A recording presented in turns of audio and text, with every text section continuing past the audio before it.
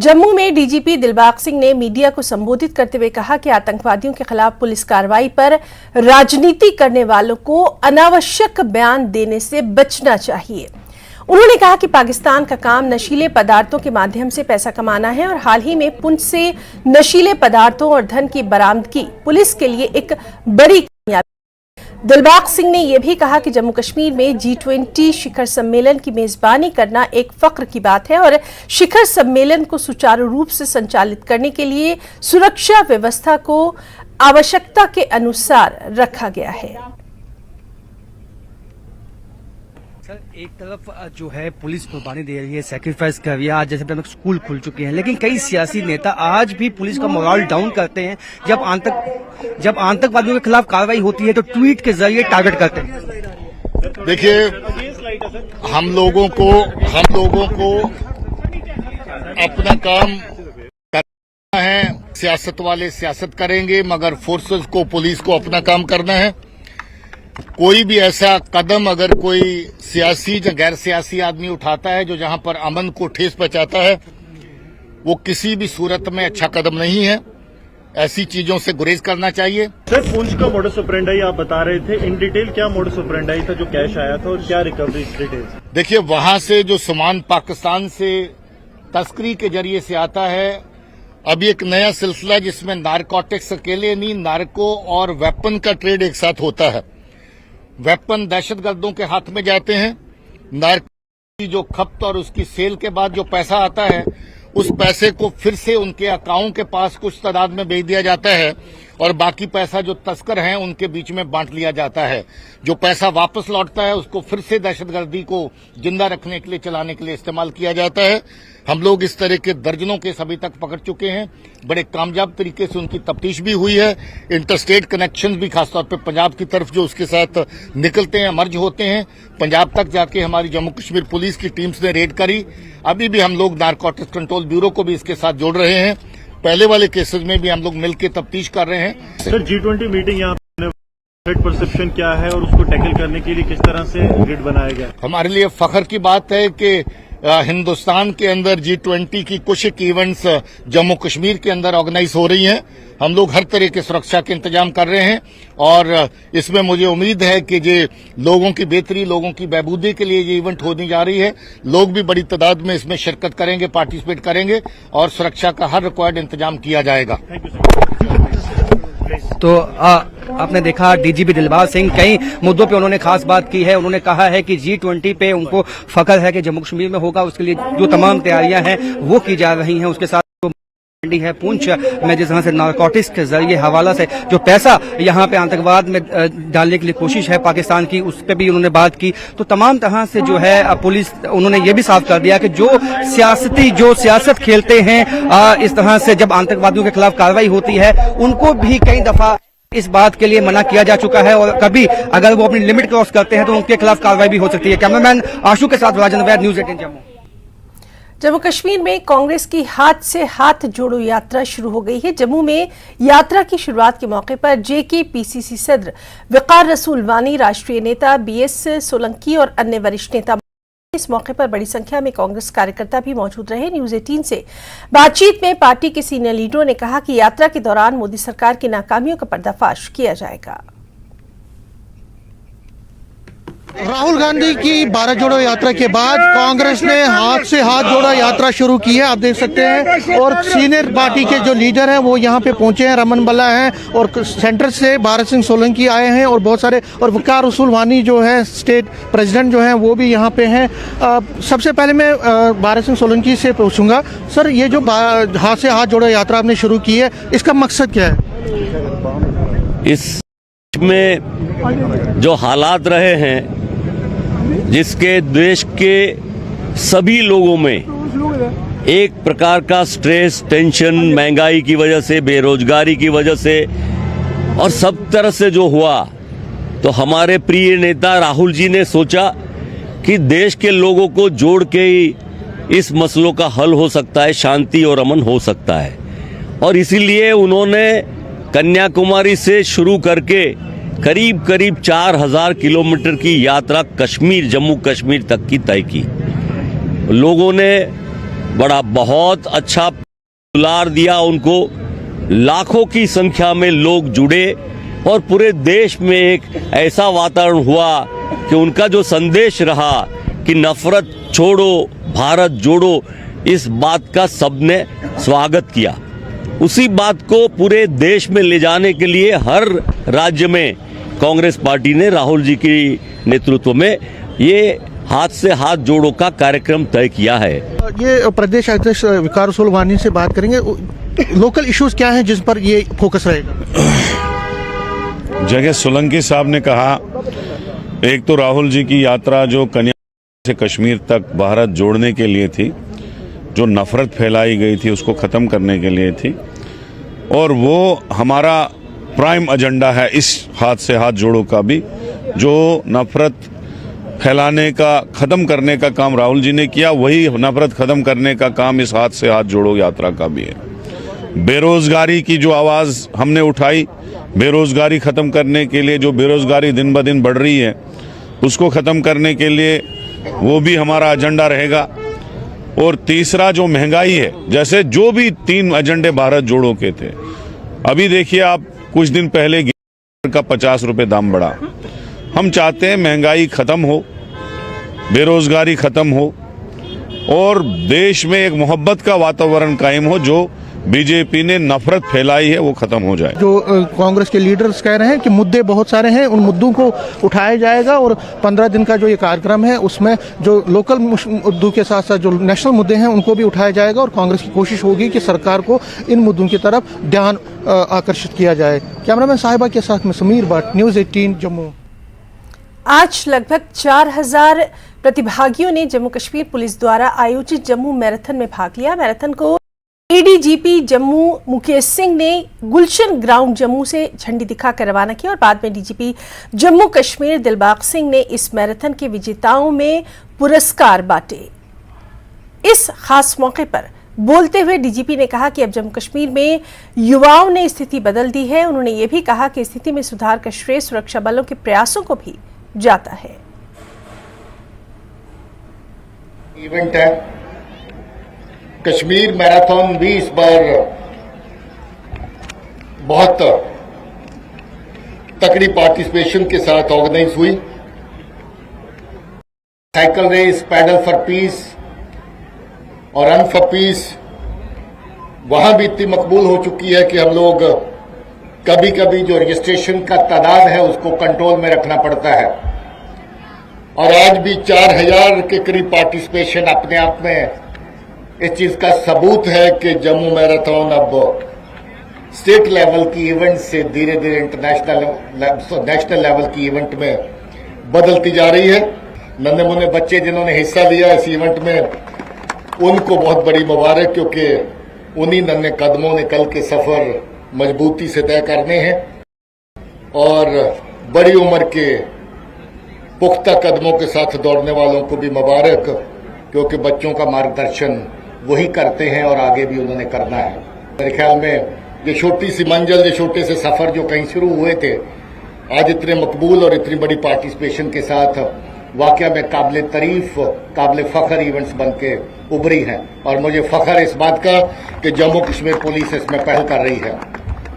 आज जब हम यहाँ बात कर रहे हैं मैराथन की, तो कठुआ में इस वक्त क्रिकेट का टूर्नामेंट, जो कि अगेन नेशनल लेवल की इवेंट है, जम्मू कश्मीर पुलिस की तरफ से चल रहा है और में उसकी भी क्लोजिंग होने वाली है।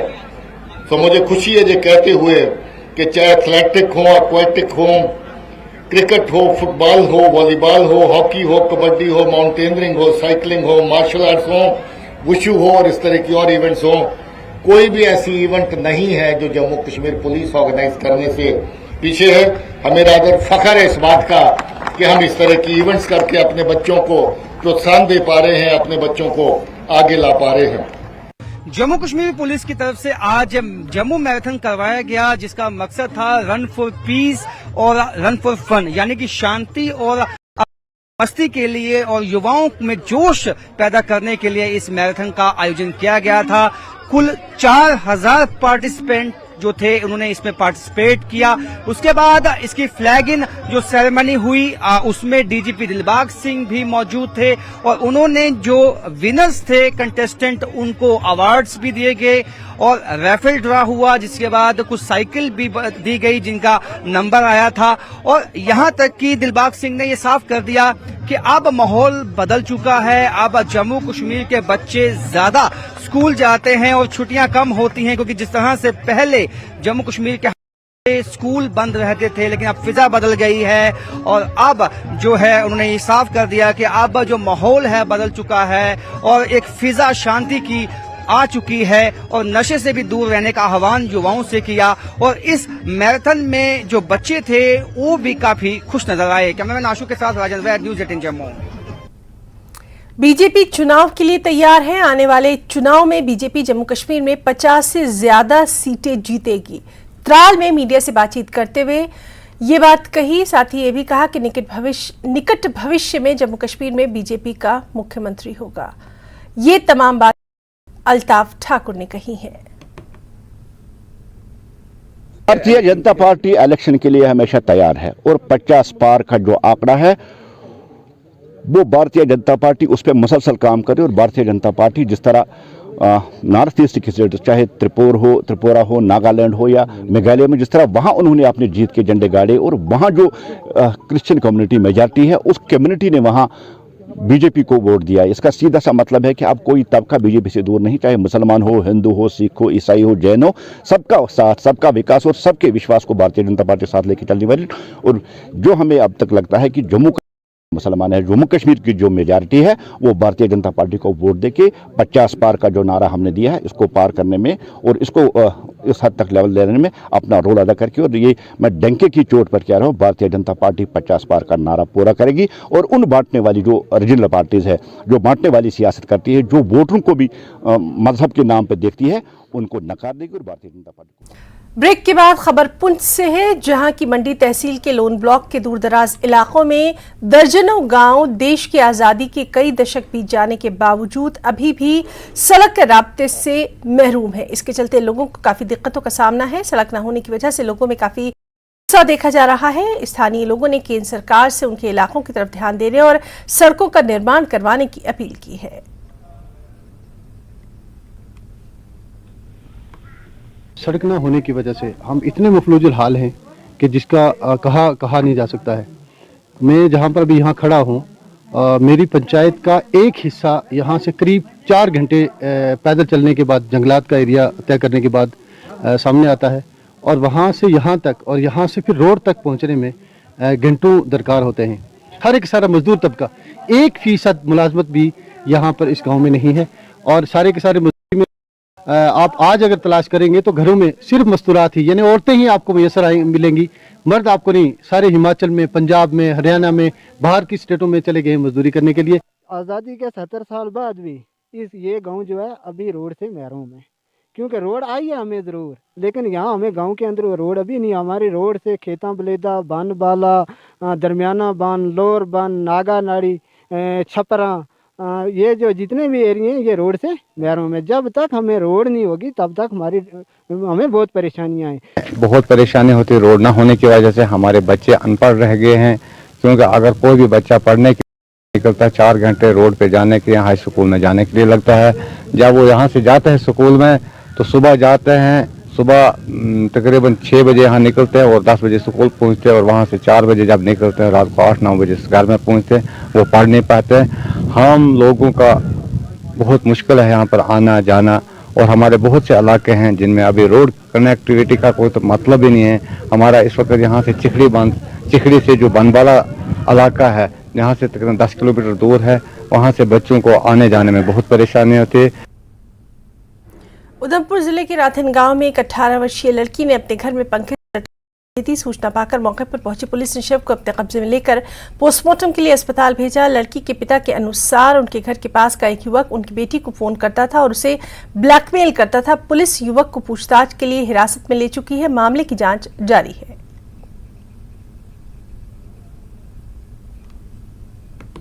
सर, मैं रठियान जाड़ में रहता हूं सर।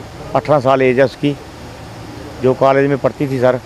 हमारे मोहल्ले का एक लड़का ज्वेलरी की दुकान करता है, उसको वो फ़ोन करता था सर, फ़ोन करता रहता था बार बार। मैंने उसको समझाया, 2-3 साल से फ़ोन कर रहा था। मैंने उसको समझाया, उसके घर में जाकर मैं लड़की को फ़ोन मत किया कर, तो उसने मेरी बात सुन ली। मैंने सोचा ये अभी सुधर गया होगा, तो उस लड़के ने सर पता नहीं, मेरे ड्यूटी के दौरान मैं तो बाहर ही रहता हूँ ज़्यादा, बच्चे घर में अकेले रहते हैं। उसने फिर दोबारा उसको फ़ोन करता होगा, तो उसने फ़ोन करने के बाद उसको रिगार्डिंग कर लेता था उसकी बातों की, फिर उसको ब्लैकमेल करता था, अपने घर वालों को डरा धमका मेरे से शादी करने के लिए उनको राज़ी कर किसी तरीके से। पहले की कार्रवाई कोई पुलिस को रिपोर्ट हमने नहीं की है, कोई रिपोर्ट नहीं की थी सर। मांग हम सब यही करते हैं कि हमारी लड़की को इंसाफ मिलना चाहिए सर। जैसे उस हमारी लड़की की ज़िंदगी ख़त्म हो गई, उसकी भी फांसी की सज़ा मिलनी चाहिए और हमें इंसाफ मिलना चाहिए सर। आपसे हम यही गुजारिश करते हैं। खबर हिमाचल से है, जहां नाहन में आज सुबह एक नामी रेस्टोरेंट में आग लग गई, जिससे लाखों रुपए का सामान जलकर खाक हो गया। चौगान मैदान के करीब इस रेस्टोरेंट में आग लगने से अफरा तफरी का माहौल देखा गया। फायर ब्रिगेड की टीम ने कई घंटों की कड़ी मशक्कत के बाद इस आग पर काबू पाया। गनीमत ये रही कि रेस्टोरेंट में रखे गैस के सिलेंडर्स ने आग नहीं पकड़ी, वरना कोई बड़ा हादसा हो सकता था। इस रेस्टोरेंट की ऊपरी मंजिल पर स्टेट बैंक की शाखा यानी ब्रांच भी है।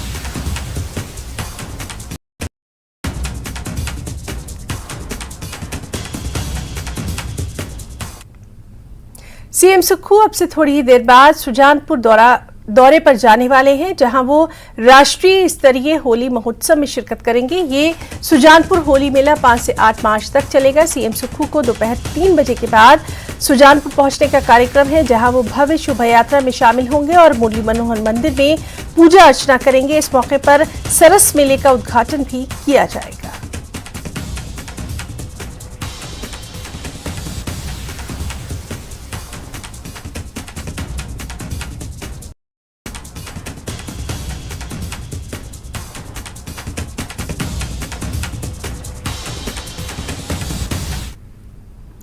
मुख्यमंत्री सुखविंदर सिंह सुक्खू एक बार फिर कैबिनेट बैठक करेंगे। बता दें कि ये बैठक सोमवार को दोपहर 2 बजे राज्य सचिवालय में होना है और सुक्खू कैबिनेट की ये 5वीं बैठक है।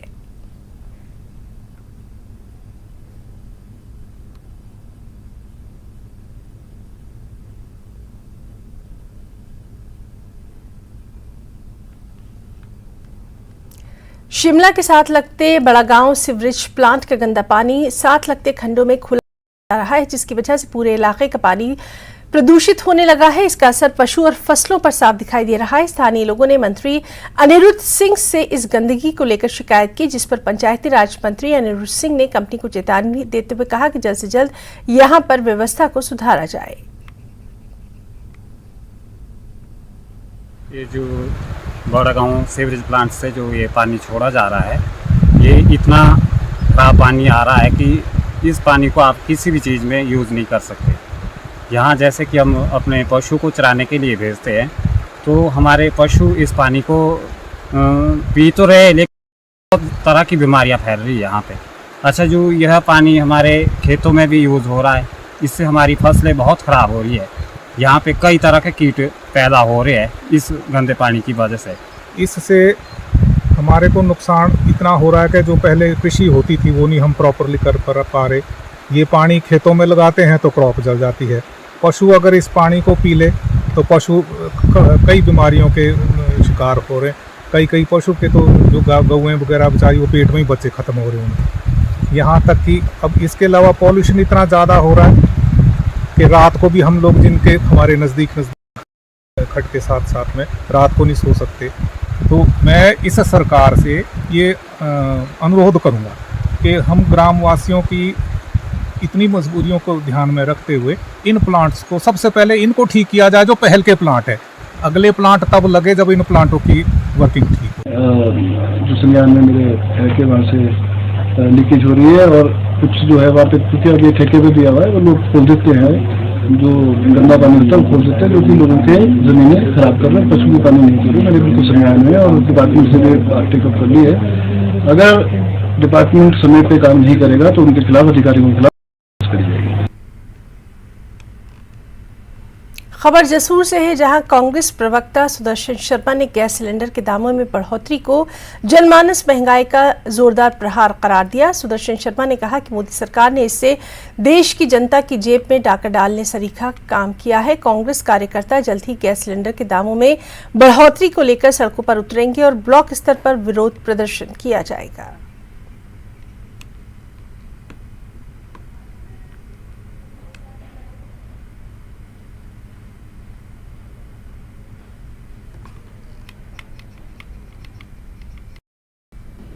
देश के प्रधानमंत्री द्वारा एलपीजी सिलेंडर में 50 रुपए वृद्धि करके और कमर्शियल सिलेंडर में 350 रुपए वृद्धि करके उन्होंने ये प्रमाणित कर दिया है कि जो बीजेपी सरकार है वो मात्र वो दो उद्योगपतियों की सरकार है, जिनको खुश करने का काम जो है वो मोदी सरकार कर रही है। क्योंकि पूर्व में रही हमारी कांग्रेस की सरकार, वो जो 400 रुपए प्रति सिलेंडर लोगों को उपलब्ध करवाती थी और उसके बावजूद वो उसमें सब्सिडी भी दी जाती थी, लेकिन अब मौजूदा सरकार है वो चुनावी वायदों को पूरा करने के लिए ये इन्होंने जो दो उद्योगपति हैं इनको ही खुश करने का प्रयास किया है।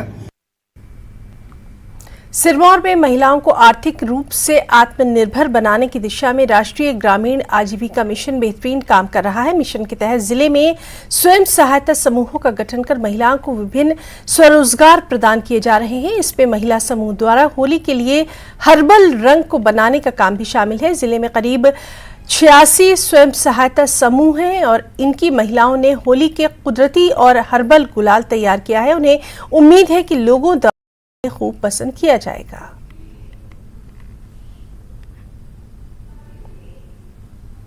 से बहुत अच्छा प्रोजेक्ट है इनका और भी बहुत काम है इनका, और हमें भी रोज़गार मिला है। 10-12 जैसे भी है हम काम करने वाली साथ साथ कर लेते हैं, हमारा भी टाइम पास हो जाता है। कुछ हमारा ग्रुप भी है, उसमें हम ग्रुप में भी जुड़े हुए हैं औरतें, और बहुत अच्छा काम है इनका। हम गाय के गोबर से अनेकों प्रकार की कलाकृतियाँ, किसी की नेम प्लेट, लोगोज और जैसे मूर्तियाँ वगैरह ये सब कुछ बनाते हैं, और ये पूरी तरह बायोडिग्रेडेबल प्रोडक्ट है, जीरो वेस्ट है। हम इससे तकरीबन 19 से जुड़े। मैंने सबसे पहले गाय के गोबर से बना सीमेंट इसे यहाँ पे लाया था, हिमाचल में मैंने इंट्रोड्यूस किया था, तो वहाँ पे मैंने ट्रेनिंग करी श्रीवंशी गौधाम से। तो आज मैं हिमाचल का पहला स्टार्टअप हूँ जो गाय के गोबर से तकरीबन 3 साल से पूरी तरह काम कर रहा हूँ। सरकार हमारी हेल्प करे। अभी हमने शिवरात्रि महोत्सव हुआ तो हमने माननीय सुखविंदर सुक्खू जी की नेम प्लेट बनाई है, वो हमने उन्हें गिफ्ट करी। तो उनसे भी हमारा ऐसा आह्वान है कि सरकार कह रही कि वो गोबर खरीदेंगे, वो चलो बात की बात है, पर अगर वो हमने उनकी नेम प्लेट दी, सरकार ऐसा ऑर्डर कर दे कि सभी की नेम प्लेट वैसी बन जाए, तो मतलब एक हमारे लिए अर्निंग हो जाएगी, अपॉर्चुनिटी हो जाएगी। कुल्लू के अटल सदन सभागार में सूत्रधार कला संगम की ओर से 25वीं होली संध्या का आयोजन किया गया। इस अवसर पर मुख्य संसदीय सचिव ऊर्जा सुंदर सिंह ठाकुर ने मौजूद रहे। उन्होंने कहा कि प्रदेश सरकार समृद्ध संस्कृति के संरक्षण और प्रचार प्रयास के लिए वचनबद्ध है। उन्होंने बैरागी समुदाय को परंपराओं को संरक्षित करने में दिए गए योगदान के लिए सराहा। संध्या में कलाकार ट्विंकल, अर्पिता, स्मृति, खुशबू, जीवन, लाल सिंह, संजय, पायल, कशिश ने अपनी सुंदर प्रस्तुतियां दी।